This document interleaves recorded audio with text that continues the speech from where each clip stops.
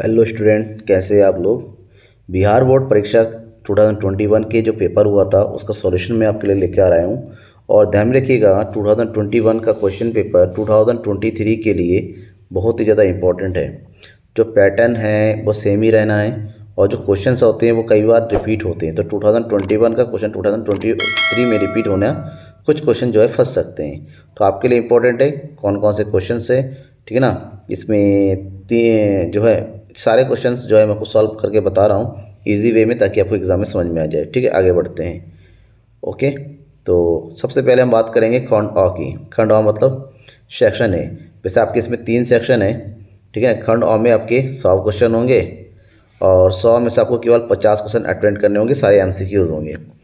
कोई से भी 50 अटेम्प्ट कर सकते हैं और हर एक क्वेश्चन कितने क्वेश्चन मार्क्स का होगा, 1 मार्क्स का होगा, 1 मार्क का होगा, ठीक है। और सारे ऑप्शन में जो रेड कलर का होगा वो राइट ऑप्शन होगा, इसलिए जल्दी जल्दी निपटाएंगे, आपके टाइम वेस्ट ना हो, ठीक है। और 100 क्वेश्चन होंगे सारे एमसीक्यूज। उसके बाद आपके जो है शॉर्ट क्वेश्चन होंगे और लॉन्ग क्वेश्चन होंगे, राइट। तो 1 to 1 शुरू करते हैं। सबसे पहला क्वेश्चन क्या है, माँ की कीमत लोच से क्या अभिप्राय है। तो मांग की कीमत लोच का 4 ऑप्शन में से पहला ऑप्शन सही है, कीमत में परिवर्तन के कारण मांग में परिवर्तन का होना। क्वेश्चन नंबर 2, उत्पत्ति ह्रास नियम लागू होने के प्रमुख कारण क्या है, साधनों की सीमितता और साधनों का अपूर्ण स्थानापन्न। इसका मतलब ऑप्शन नंबर ए और बी दोनों सही है। क्वेश्चन नंबर 3, दीर्घकालीन उत्पादन फलन का संबंध निम्न में से किसमें है, मांग के नियम से, उत्पत्ति वृद्धि नियम से। पैमाने के दीर्घकालीन उत्पादन फलन जो है पैमाने के प्रतिफल का नियम है, option number C.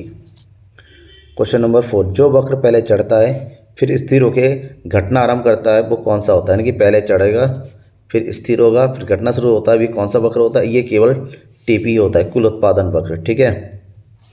Question number 5, उत्पादन के साधन क्या है। अगर उत्पादन की साधनों की बात करें, भूमि, श्रम और पूंजी तीनों ही उत्पादन के साधन है, that means option number D is right.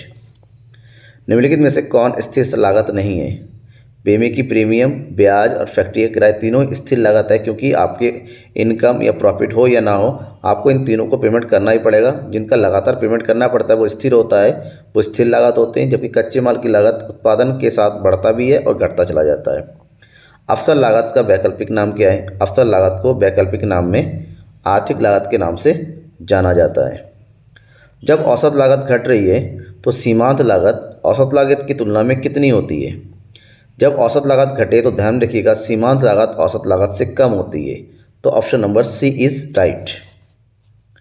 Question number 9, निम्नलिखित में से किस बाजार की दशा में सीमांत आगम यानी कि एमआर शून्य या ऋणात्मक हो सकता है।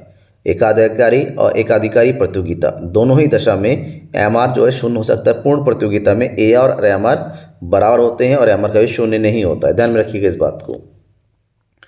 10, एकाधिकार और एकाधिकारी प्रतियोगिता में क्या होता है, ए आर बराबर एम आर होता है, नहीं, वो केवल पूर्ण प्रतियोगिता में होता है, that means A R is greater than M R, ये सही है। एकाधिकार और एकाधिकारी प्रतियोगिता में एम आर ए आर से ए आर एम आर से ज़्यादा होता है। क्वेश्चन नंबर 11, निम्नलिखित में से कौन सा मुद्रा का कार्य नहीं है, विनिमय का माध्यम, मूल्य संचय, लेखा की इकाई, ये तीनों ही विनिमय के कार्य, that means option number B कीमत स्थिरता मुद्रा का कार्य नहीं है। जनता का बैंक कौन सा है, जाहिर सी बात है जनता का बैंक व्यापारिक बैंक होता है, इसमें कोई दो राय नहीं होनी चाहिए आपकी, याद कर लीजिए, रट लीजिए। क्वेश्चन नंबर 13, बैंक का एजेंसी कार्य क्या है। बैंक का एजेंसी कार्य देखिए, ऋण देना, जमा स्वीकार करना, ये दोनों मुख्य कार्य में होता है। लॉक और सुविधा देना बैंक के सामान्य कार्य में आता है, जबकि ट्रस्टी का कार्य करना एजेंसी कार्य में होता है, मतलब ऐसे कार्य जो कमीशन के लिए किए जाते हैं। एटीएम का पूरा नाम क्या है, एनी टाइम मशीन नहीं, ऑल टाइम मशीन नहीं, automated teller machine is right, option number C. व्यापारिक बैंक के प्राथमिक कार्य निम्नलिखित में से कौन सा है, ठीक है ना। प्राथमिक कार्य व्यापारिक बैंक जमा स्वीकार करना, ऋण देना, साख निर्माण करना, ये तीनों ही व्यापारिक बैंक के प्राथमिक कार्य है, तो option number D is right. व्यापारिक बैंकों द्वारा स्वीकार की जाने वाली प्रमुख जमाएं कौन सी है। तो व्यापारिक बैंकों द्वारा स्वीकार की गई प्रमुख जमा चालू जमा है, बचत जमा है, सावधि जमा, तीनों ही है, ऑप्शन नंबर डी। साख मुद्रा का विस्तार होता है जब नगद कोष अनुपात को शॉर्टकट में हम क्या बोलते हैं, सीआरआर भी बोलते हैं, कैश रिजर्व रेशियो, ठीक है ना। साख मुद्रा का विस्तार करने के लिए, ठीक है ना, सीआरआर को घटा दिया जाता है, that means option number A. केंद्रीय बैंक द्वारा कौन सी मुद्रा जारी की जाती है, चलन मुद्रा, जो जो है अर्थव्यवस्था में सामान्य रूप से जितने भी नोट्स है, सिक्के हैं, ठीक है ना, वो सब जितने नोट है, सिक्के तो जो है आपकी देश की वित्त मंत्रालय द्वारा, फाइनेंस मिनिस्ट्री द्वारा जारी की जाती है, बस जितने भी नोट है वो केंद्रीय बैंक जारी करती है। निम्नलिखित में से कौन सा साख नियंत्रण का परिमाणात्मक उपाय नहीं है? परिमाणात्मक नैतिक दबाव उपाय नहीं है, बाकी सारे जो है परिमाणात्मक मतलब नैतिक दबाव, वो ये जो है क्या है, गुणात्मक उपाय है। रिजर्व बैंक क्या है? केंद्रीय बैंक है, इसमें कोई दिक्कत नहीं, सिंपल आंसर है। संतुलन कीमत के निर्धारक घटक कौन से? संतुलन कीमत के निर्धारण वस्तु की मांग और पूर्ति के द्वारा होती है, that means option number C, A और बी दोनों। निम्नलिखित में से किसने कीमत निर्धारण प्रक्रिया में समय तत्व का विचार प्रस्तुत किया? समय तत्व प्रोफेसर मार्शल ने। एक निश्चित समय पर जब वस्तु की मांग और वस्तु की कीमत बराबर हो, ठीक है ना। क्वेश्चन नंबर 23, पूर्ण प्रतियोगिता में किसी वस्तु का मूल्य निर्धारित होता है, किसके द्वारा? पूर्ण प्रतियोगिता में वस्तु का मूल्य हमेशा वस्तु की मांग और वस्तु की पूर्ति के द्वारा होता है, यानी कि option number D is right. पूर्ण प्रतियोगिता में फर्म कीमत को ग्रहण करती है, क्योंकि पूर्ण प्रतियोगिता में बहुत सारे क्रेता और बहुत सारे विक्रेता होते हैं, किसी एक से कीमत का कोई प्रभाव नहीं होता है। तो बाजार ने जो कीमत तय किया उसी को सभी को एक्सेप्ट करना पड़ता है, दैट मीन्स कीमत को ग्रहण करती है, ऑप्शन नंबर बी। 25, अति अल्पकाल में पूर्ति कैसी होती है? बहुत ही कम समय में पूर्ति बेलोचदार होती है, उसमें कोई परिवर्तन संभव नहीं होता है, that means B. Question number 26, प्रत्येक बाजार दशा में एक फर्म संतुलन के लिए कौन सी शर्त पूरी होनी आवश्यक है? ठीक है ना, एक शर्त कौन सी है? हमेशा ध्यान रखिएगा, संतुलन तभी हो सकता है जब एम आर और एम सी दोनों बराबर हो, साथ ही साथ एम आर वक्र एम सी वक्र को नीचे से, एम सी वक्र एम आर वक्र को नीचे से काटता हुआ होना चाहिए, लाइक दिस। थोड़ा मैं आपको ग्राफ बता रहा हूँ, मान लीजिए ये एम आर है और ये एम सी, नीचे से काटता हुआ होना चाहिए, एम सी हो गया और ये एम आर हो गया, right, option number D. Question number 27, साम्य कीमत का निर्धारण निम्न में से किसके द्वारा स्थापित होती है? मांग और पूर्ति दोनों के द्वारा, ऑप्शन नंबर सी। लगान क्या है? वास्तविक आय तथा हस्तांतरण आय के बीच का अंतर को हम लगान कहते हैं, ऑप्शन नंबर ए। अंग्रेजी शब्द का मैक्रो ग्रीक शब्द के मैक्रोस से लिया गया है, जिसका अर्थ होता है व्यापक, मतलब बड़ा, विस्तृत होना, that means option number B. Question number 30, समष्टि अर्थशास्त्र की निम्नलिखित में से कौन सी सीमाएं हैं? समष्टि अर्थशास्त्र में सामूहिक अर्थशास्त्र से विरोधाभास होता है और व्यक्तिगत इकाइयों की अवहेलना होती है, दोनों ही सही है, यानी कि ऑप्शन नंबर सी, ए और बी दोनों। क्वेश्चन नंबर 31, नरसिम्हा समिति का संबंध निम्नलिखित में से किससे है? बैंकिंग सुधार से है, ठीक है ना। नरसिम्हा समिति ने बैंकिंग सुधार के लिए प्रस्ताव दिया था। 32, बैंकिंग लोकपाल योजना की घोषणा किस वर्ष की गई थी? 1995 में की गई थी, इस बात को याद रखना, कई बार ये क्वेश्चन पूछा जाता है। क्वेश्चन नंबर 33, भारत में 14 अनुसूचित व्यापारिक बैंकों का राष्ट्रीयकरण कब किया गया था? ये आंसर है सी, 1969 में किया गया था। भारत में बैंकिंग क्षेत्र के सुधार से संबंधित कौन है? बैंकिंग सुधार के संबंधित की अगर बात करें तो ऑप्शन नंबर ए और बी दोनों सही है, यानी कि ए और बी दोनों, option number D is right. निवेश के निर्धारक घटक कौन से हैं? निवेश के निर्धारक घटक पूंजी की सीमांत, जैसे कि हम MEC बोलते हैं, ब्याज की दर, दोनों सही है, ऑप्शन नंबर सी। कीन्स के अनुसार विनियोग से अभिप्राय क्या है? कीन्स के अनुसार विनियोग का मतलब होता है पैसों के, रुपए के विनियोग से, यानी कि वित्तीय विनियोग से, ऑप्शन नंबर ए। APC का योग APS के बराबर हो, APC योग APS बराबर है, ठीक है, किसके? तो ध्यान रखिएगा हमेशा, जब भी हम APC और APS को जोड़ेंगे तो इसका टोटल 1 के बराबर होगा, ऑप्शन नंबर बी।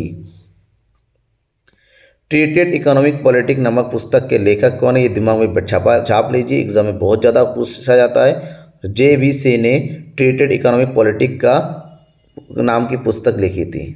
कीन्स के रोजगार सिद्धांत निम्नलिखित में से किस पर निर्भर है?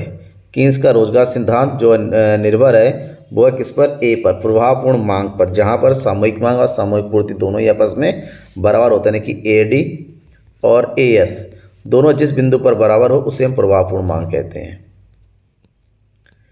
ब्रिटिश अर्थशास्त्री JM कीन्स की प्रसिद्ध पुस्तक द जनरल थ्योरी किस वर्ष प्रकाशित हुई? That is right answer, 1936। 41, किसी वस्तु में मानवीय आवश्यकता की पूर्ति की क्षमता को क्या कहते हैं? कोई वस्तु किसी किसी व्यक्ति की आवश्यकता की पूर्ति कर देता है तो उस क्षमता को हम उपयोगिता के नाम से जानते हैं। क्वेश्चन नंबर 42, ह्रासमान विस्थापन दर में होती है क्या? ह्रासमान विस्थापन दर जो है वस्तु 1 की अधिक मात्रा होती है, वस्तु 2 की कम मात्रा होती है, क्योंकि 1 कम होगा तो दूसरा बढ़ेगा, यानी कि option number D is right. मांग में निम्नलिखित में कौन सा तत्व निहित होता है? मांग में उपभोग की इच्छा होनी चाहिए, वस्तु का निश्चित मूल्य होना चाहिए, साथ ही साथ मूल्य को व्यय करने की इच्छा होनी चाहिए, यानी कि ऑप्शन नंबर डी, तभी जाके मांग पूरा होता है। किस प्रकार की वस्तुओं में मूल्य में कमी होने से मांग में वृद्धि नहीं होती है? अनिवार्य वस्तु एक ऐसी है, मूल्य में कमी हो या कोई भी दिक्कत हो तो इससे मांग में वृद्धि नहीं होती, कि जितना जरूरी है उतना ही लिए। जैसे नमक होता है, नमक की कीमत बहुत ज़्यादा घट जाए तब भी बहुत ज़्यादा नहीं खाएंगे, बहुत ज़्यादा बढ़ जाए तब भी इसको कम नहीं खाएंगे। That means option number A is right. ऐसी वस्तुएं जिनका एक दूसरे के बदले प्रयोग किया जाता है उसे स्थानापन्न वस्तुएं कहते हैं। Right answer is B. मांग फलन को निम्नलिखित में से कौन सा समीकरण व्यक्त करता है? तो मांग फलन को व्यक्त करने के लिए option number C, dx equal to F bracket P X, मतलब dx मतलब वस्तु की मांग की मात्रा, px मतलब वस्तु की कीमत, ठीक है ना, इन दोनों के द्वारा व्यक्त किया जाता है। क्वेश्चन नंबर 47, मांग में कमी के निम्नलिखित में कौन सा कारण है? मांग की कमी की अगर बात करें, आय में कमी होना, क्रेताओं की संख्या में कमी होना, उपभोक्ताओं की रुचि में होना, तीन ही सही है। That means option number D. Question number 48, petrol की कीमत बढ़ जाने पर कार का मांग वक्र खिसक जाता है। तो पेट्रोल की कीमत अगर बढ़ जाए तो बस लोग कार की मांग क्या करेंगे? कम करेंगे, ठीक है। पेट्रोल की कीमत बढ़ जाने से लोग कार की मांग कम करेंगे। ऐसे में पेट्रोल की कीमत बढ़ जाने मांग की कीमत कम हो जाएगा तो ये बाई की तरफ खिसक जाएगा, ठीक है, नीचे की ओर। इकाई में कम मांग की लोच को निम्नलिखित कौन सा व्यक्त करता है? आवश्यक वस्तुएं। इकाई से कम यानी कि आवश्यक वस्तुएं जहाँ कीमत में परिवर्तन होने पर भी मांग में परिवर्तन नहीं होता है, उस स्थिति को इकाई से कम लोच कहते हैं, ठीक है ना। दैट मीन्स ए। मांग की लोच को प्रभावित करने वाले घटक कौन से हैं? वस्तु की प्रकृति, कीमत स्तर, आय स्तर, ये सभी जो है मांग की लोच को प्रभावित करते हैं। डी। महामंदी किस वर्ष आई थी? तो ध्यान रखिएगा, दिमाग के अंदर बैठा लीजिएगा, महामंदी 1930 को आई थी। कीन्सियन विचारधारा के अंतर्गत आय के संतुलन का निर्धारक निम्नलिखित में से कौन है? आय के संतुलन का निर्धारण किसी भी अर्थव्यवस्था में अगर आय के संतुलन की बात करती है तो सामूहिक मांग यानी कि एडी और सामूहिक पूर्ति यानी कि एएस दोनों मिलकर काम करती है। That means option number C. Keynes के अनुसार अर्थव्यवस्था में आय एवं रोजगार का संतुलन स्तर निम्नलिखित में से कहाँ स्थापित होता है? ऐसी अवस्था जहाँ पर एडी और एएस दोनों बराबर होते हैं, यानी कि सी। कीन्स के सिद्धांत का संबंध किससे है? प्रभावपूर्ण मांग की प्रवृत्ति से, ठीक है ना, ध्यान रखिएगा। 55, कीन्स का गुणक सिद्धांत निम्नलिखित में से किस बीच संबंध स्पष्ट करता है? गुणक सिद्धांत जो है वस्तु की अर्थव्यवस्था में किए जाने वाला निवेश और आय के बीच यानी कि निवेश और आय के बीच को संबंध को स्पष्ट करता है, ठीक है ना, ऑप्शन नंबर ए। गुणक को निम्नलिखित में से किस सूत्र के द्वारा दर्शाया जाता है? गुणक का जो सूत्र होता है वो होता है delta Y upon delta I, यानी कि option number B is right. Keynes के गुणक को निम्नलिखित में से कौन से तत्व प्रभावित करते हैं? सीमांत बचत प्रवृत्ति और सीमांत उपभोग प्रवृत्ति। सीमांत बचत प्रवृत्ति मतलब एमपीएस, सीमांत उपभोग प्रवृत्ति मतलब MPC. Option number C is right. MPC का मान क्या है? एमपीसी का मान ध्यान रखिए हमेशा 0 से ज़्यादा होगा और 1 से कम होगा, ठीक है ना, तो वो एमपीसी होगा। That means option number C. यदि एमपीसी 0.5 और विनियोग 100 करोड़ है तो अर्थव्यवस्था में कुल आय में कितनी वृद्धि होगी? एमपीसी 0.5 होने का मतलब हमें सबसे पहले के निकालना होगा और के इक्वल टू 1/1 माइनस एमपीसी होता है। दैट मीन्स के इक्वल टू हो जाएगा 1/1 माइनस 0.5। दैट मीन्स 1/0.5 तो आंसर आएगा 2। इसका मतलब युवा आकार विनियोग 100 करोड़ हुआ तो उसकी तुलना में आय में इसका दुगना यानी कि 200 करोड़ की वृद्धि होगी। ऑप्शन नंबर सी, ठीक है। क्वेश्चन नंबर 60, रोजगार गुणक सिद्धांत के जनक कौन है? रोजगार गुणक के जनक जो है कहान है, इसको भी रटना है आपको। 61, समष्टि अर्थशास्त्र के अध्ययन का विषय है राष्ट्रीय आय का सिद्धांत, बाकी जो दोनों उपभोक्ता और उत्पादक, ये व्यष्टि अर्थशास्त्र के अंतर्गत आता है। स्टॉक के अंतर्गत निम्नलिखित में से कौन शामिल है? अगर स्टॉक के अंतर्गत शामिल करें तो यहाँ पर गोदाम में रखा गेहूँ, क्योंकि एक निश्चित समय तक दिखे उतना ही गेहूँ रहता है, उसमें परिवर्तन नहीं होता है, दैट मीन्स सी। प्रभाव के अंतर्गत निम्नलिखित में कौन शामिल होता है? वस्तु की प्रवाह, सेवाओं के प्रवाह, दोनों ही जो है प्रभाव में शामिल हो रहा है, दैट मीन्स ए और बी दोनों। तीन क्षेत्रीय मॉडल में निम्नलिखित से कौन शामिल है? परिवार, फर्म और सरकार, तीनों ही तीन क्षेत्रीय मॉडल में शामिल होता है, ऑप्शन नंबर डी। चार क्षेत्रीय अर्थव्यवस्था के अंतर्गत संतुलन की प्रमुख शर्त क्या है? दैट मीन चार क्षेत्रीय अर्थव्यवस्था में सी फॉर परिवार, आई फॉर इन्वेस्टमेंट की firm, G for government, X मतलब आयात और निर्यात, इन चारों को शामिल किया जाता है, that mean option number C is right. द्वितीय क्षेत्र में कौन सी सेवा शामिल होती है? द्वितीय क्षेत्र में निर्माण, जहाँ पर मैन्युफैक्चरिंग काम होता है, ठीक है ना, वो शामिल होती है। 67, एक खुली अर्थव्यवस्था में सामूहिक मांग के संघटक कौन कौन से हैं? अगर खुली अर्थव्यवस्था की बात करें तो सामूहिक मांग यानी कि एडी की जो संघटक है वो उपभोग यानी कि सी, निवेश, सरकारी व्यय और शुद्ध निर्माण, ये चारों शामिल होता है, ठीक है ना, that means D is right.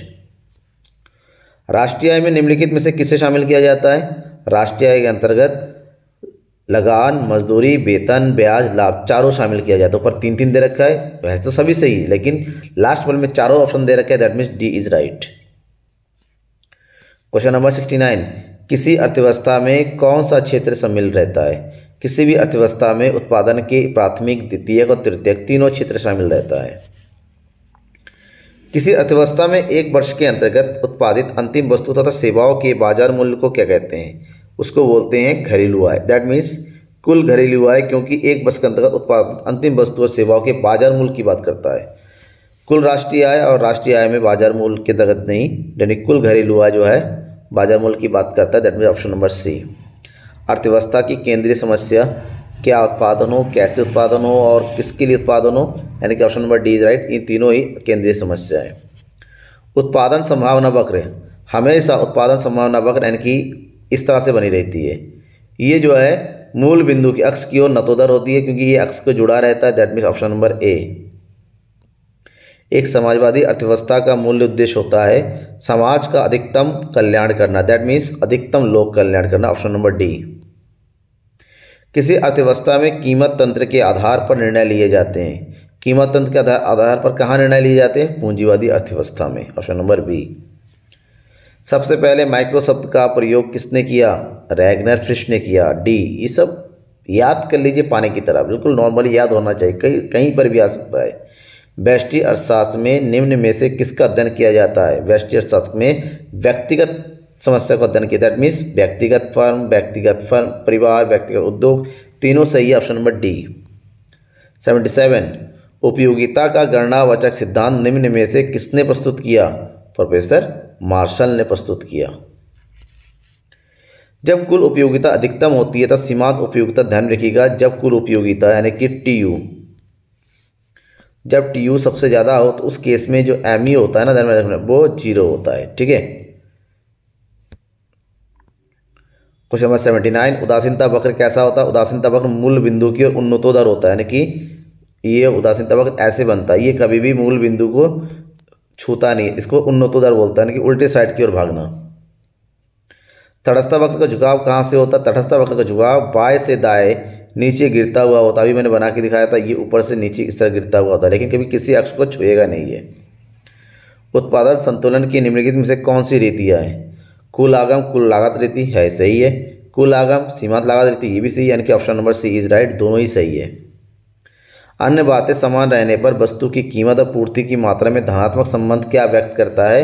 उसे हम पूर्ति की नियम के नाम से जानते हैं, क्योंकि मांग के नियम में वस्तु की मांग और पूर्ति के बीच में ऋणात्मक संबंध व्यक्त करता है, ठीक है ना, दैट मीन्स बी। वस्तु की उस मात्रा को क्या कहते हैं जिसे विक्रेता निश्चित समय, बाजार तथा कीमत पर बेचने के लिए तैयार करते हैं? तो उसको बोलते हैं, विक्रेता की बात करते हैं तो पूर्ति है वो, ऑप्शन नंबर ए। जब किसी वस्तु की पूर्ति में आनुपातिक परिवर्तन उसकी कीमत में होने वाले आनुपातिक परिवर्तन से अधिक होता है तो पूर्ति की लोच इकाई से अधिक होती है, क्योंकि यहाँ पर कीमत की तुलना में पूर्ति ज़्यादा होती है, ठीक है। 85, निम्नलिखित में से कौन सा जोड़ा सही है? पूर्णतः लोचदार पूर्ति, ईडी इक्वल टू इन्फिनिटी, बिल्कुल सही है। अधिक लोचदार पूर्ति, ईडी इज ग्रेटर देन 1, ये भी सही है। पूर्णतः लोचदार पूर्ति, लोचदार, ईडी इक्वल, यानी कि तीनों ऑप्शन सही है। That mean option number D is right. यदि कि बचती वस्तु की कीमत 60% की वृद्धि हो परंतु वस्तु की पूर्ति में केवल 5% की वृद्धि, यानी कि कीमत में की तुलना में मांग में कम, पूर्ति में कम परिवर्तन होता है, ऐसे में इसको बेलोचदार पूर्ति के नाम से जानते हैं। एकाधिकार बाजार किसे कहते हैं, किसे दर्शाता है? एकाधिकार बाजार किसे उत्पादन प्रक्रिया को, वितरण प्रक्रिया को, बाजार पर। देखिए उत्पादन प्रक्रिया अलग चीज होता है, एकाधिकार जो है बाजार की दशा, यानी कि ऑप्शन नंबर सी जो बाजार की दशा को शो करता है, ठीक है ना। 88 पूर्ण प्रतियोगिता में निम्नलिखित में से कौन सा कथन सही है?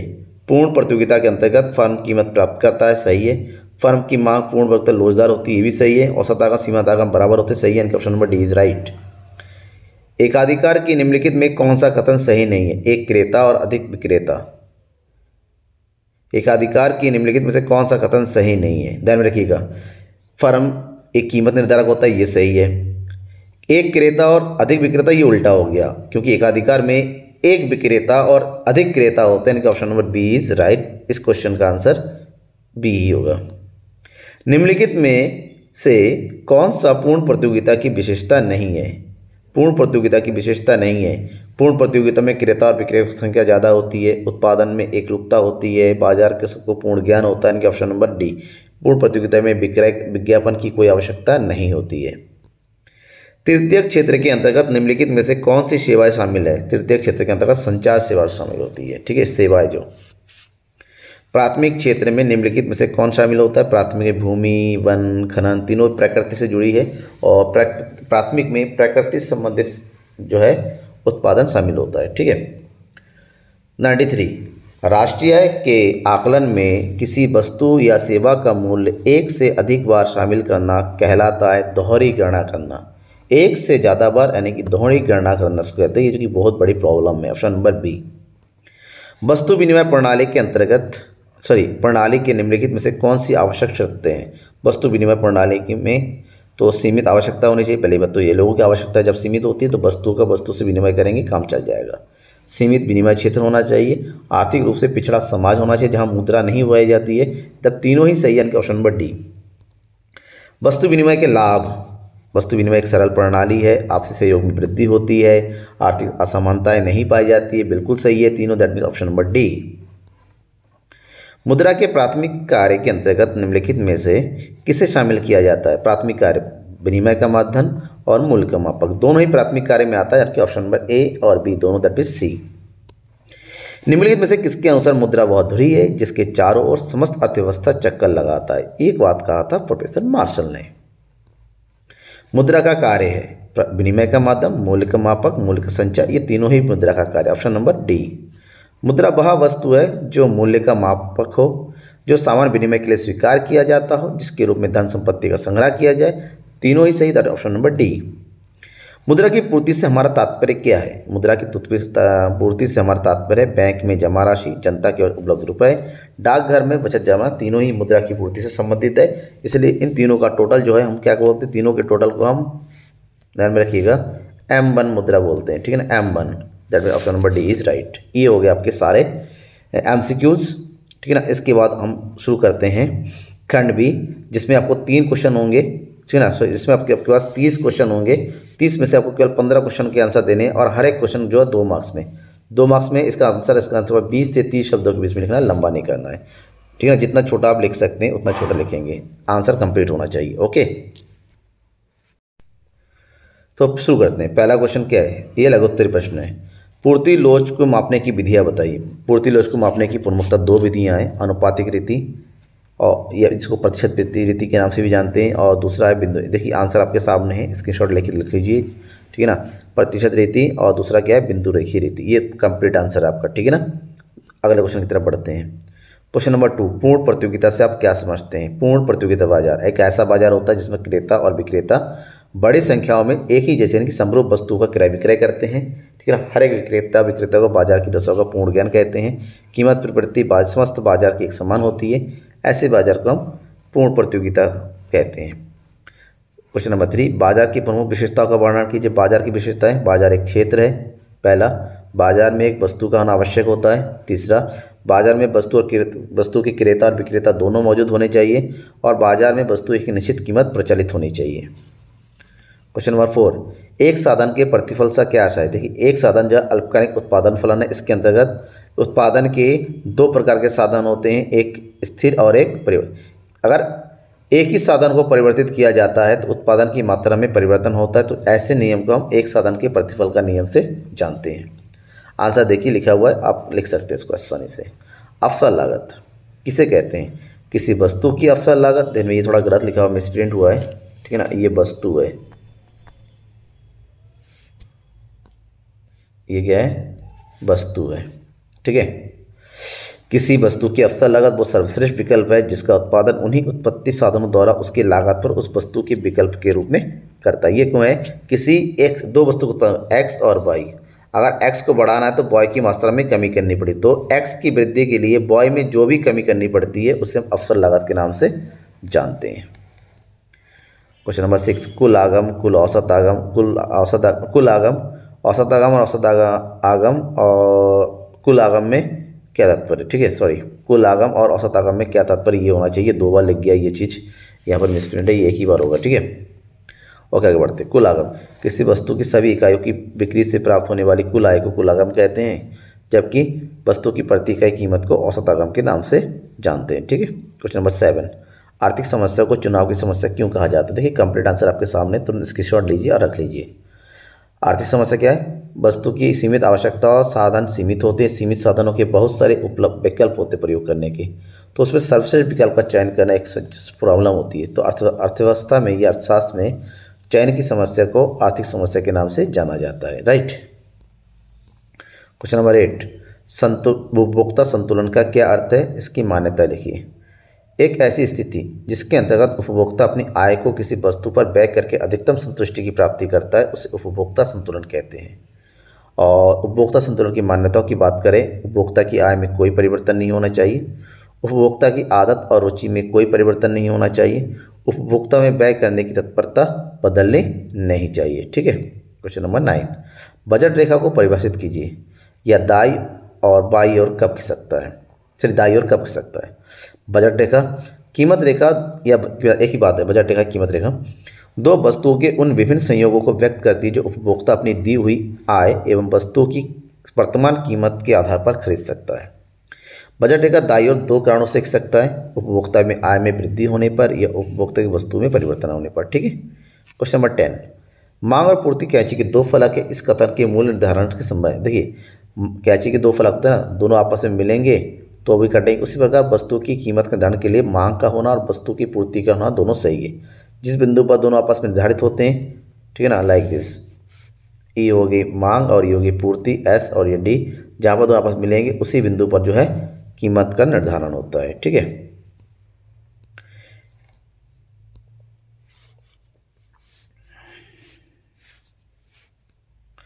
एकाधिकारी बाजार की कीमत कैसे निर्धारित होती है? एकाधिकारी में वस्तु की कीमत का निर्धारण एकाधिकारी खुद करता है, क्योंकि वो अपने आप में बाजार होता है और वो चाहता है वो ज़्यादा से ज़्यादा लाभ ले, उसी आधार पर वस्तु की कीमत को निर्धारित करता है। क्वेश्चन नंबर 12, ब्याज दर कैसे निर्धारित होती है?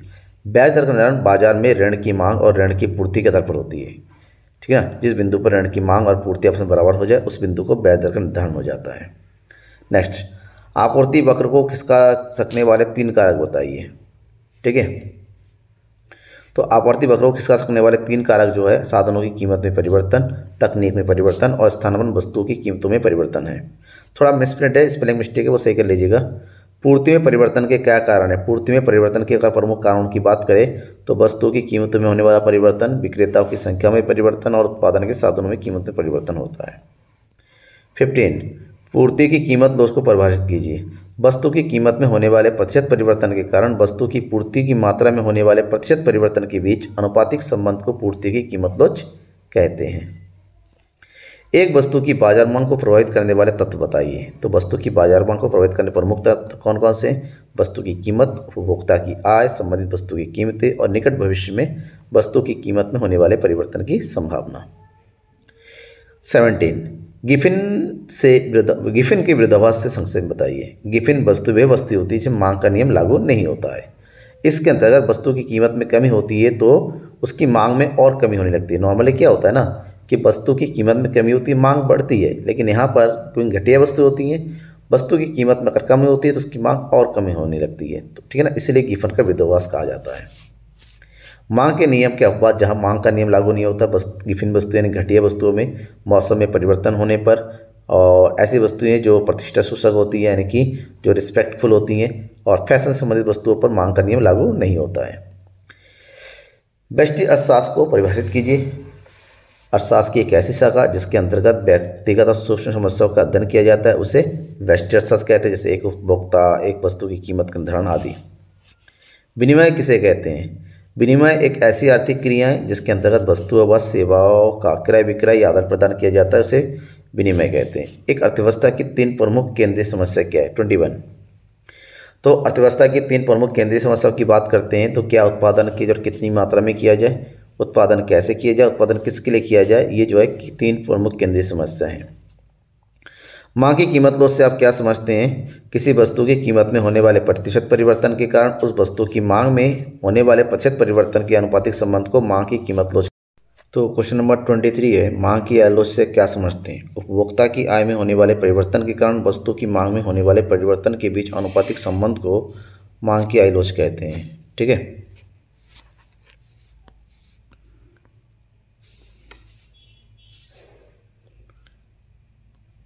पैमाने की प्रतिफलता साधन के प्रतिफल में अंतर स्पष्ट करना है। तो पैमाने का प्रतिफल साधन, देखिए ये बॉक्स बना के हमको अंतर पेश करना आपके सामने है, तो इसको पढ़ लीजिए और स्क्रीनशॉट रख लीजिए, आपका कंप्लीट हो जाएगा आंसर। ठीक है ना, थोड़ा बहुत नीचे भी है, देखिए एक लाइन।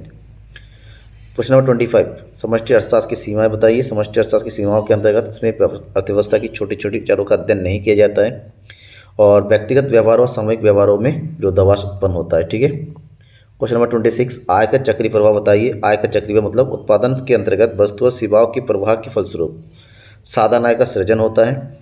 उत्पादन आय को, आय व्यय को, फिर व्यय उत्पादन को जन्म देता है। इस प्रकार उत्पादन प्रक्रिया के अंतर्गत सृजित आय के चक्रीय प्रवाह को आय का चक्रीय प्रवाह कहा जाता है। क्वेश्चन नंबर 27, व्यक्तिगत आय क्या है? व्यक्तिगत आय से आशय उस आय से है जो किसी देश में एक वर्ष की अवधि में व्यक्तियों अथवा परिवारों द्वारा वास्तविक रूप में विभिन्न कटौतियों को काटने के बाद प्राप्त होता है, उसे हम व्यक्तिगत आय कहते हैं। फार्मूला आपके सामने दिया हुआ है, कंप्लीट लिखना है। क्वेश्चन नंबर 28, फर्म के साम्य की आवश्यक दशाएं बताना है। फर्म के साम्य की 2 आवश्यक दशाएं होती हैं। पहला, सीमांत आगम, सीमांत लागत यानी कि MR और MC दोनों बराबर होना चाहिए, लाइक दिस, इस तरह से। ये हो गया आपका, सॉरी, ये हो गया आपका MR, AR और MR जहाँ बराबर, और ये हो गया MC। जिस बिंदु आपस में काटेंगे हो, यानी कि ये बराबर भी होना चाहिए और नीचे से काटता हुआ होना चाहिए, जैसे कि MC यहाँ पर है। ठीक है, क्वेश्चन नंबर 29, पूर्ति अनुसूची और पूर्ति वक्र को स्पष्ट करना। पूर्ति अनुसूची क्या होती है? किसी वस्तु की उसकी विभिन्न कीमतों पर बेची जाने वाली मात्रा को जिस तालिका से दर्शाया जाता है उसे हम पूर्ति तालिका कहते हैं, जबकि पूर्ति अनुसूची को जिस रेखा के द्वारा प्रदर्शित किया जाता है उसे पूर्ति वक्र के नाम से जानते हैं। पूर्ति के नियम के प्रमुख अपवाद बताना है। पूर्ति के नियम के 3 प्रमुख अपवाद अगर बताते हैं तो कृषि पदार्थ, नीलामी द्वारा बेची जाने वाली वस्तुएं, भविष्य की कीमतों में परिवर्तन, ये सब पूर्ति का नियम यहाँ पर लागू नहीं होता है। नेक्स्ट है दीर्घ उत्तरी प्रश्न। दीर्घ उत्तरी प्रश्नों की बात करते हैं तो 8 क्वेश्चन आते हैं, हर एक क्वेश्चन 5 नंबर का होता है, उसमें से 4 क्वेश्चन को अटेम्प्ट करना है। जिसमें पहला क्वेश्चन क्या है? राष्ट्रीय आय को विभिन्न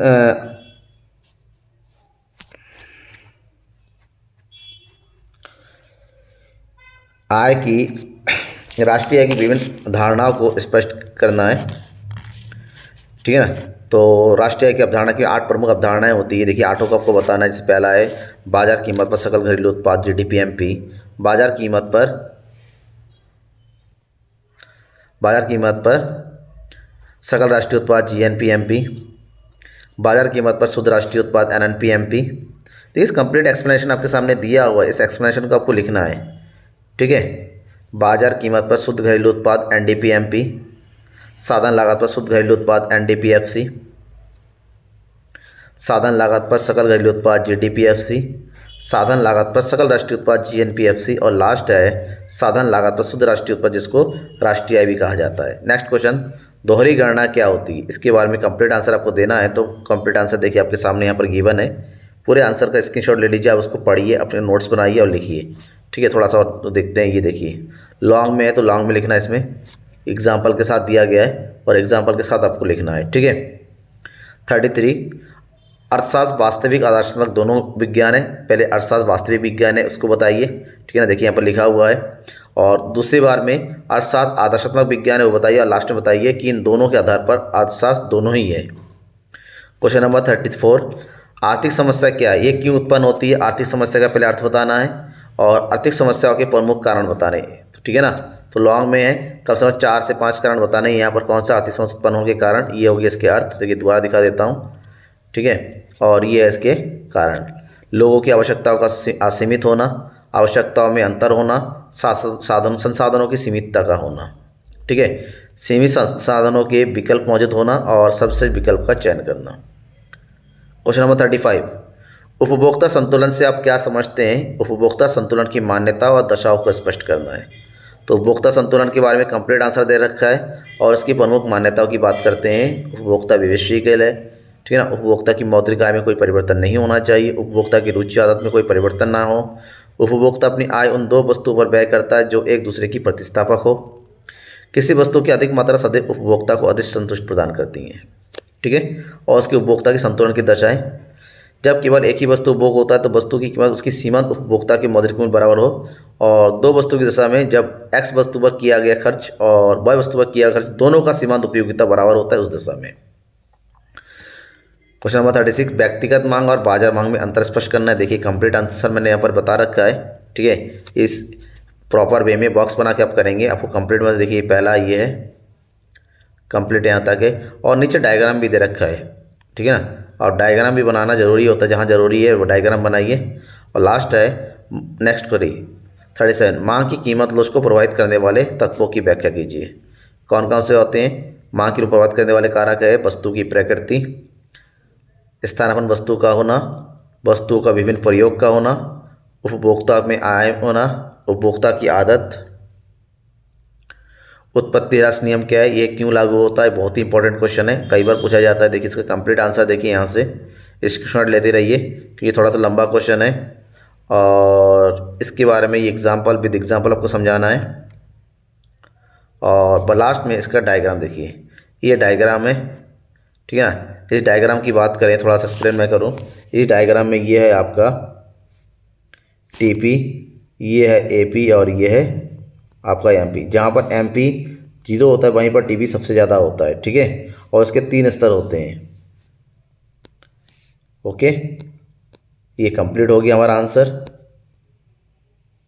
थैंक यू एवरीवन, सब्सक्राइब जरूर कीजिएगा। नेक्स्ट क्वेश्चन पेपर के लिए बने रहिए मेरे साथ। बिहार बोर्ड की स्टूडेंट है और लगातार मैं बता रहा हूँ आपको इंपॉर्टेंट क्वेश्चन, बने रहिए मेरे साथ। आपको हर एक क्वेश्चन का, हर एक important topic, MCQ, short question लगातार मिलते रहेंगे।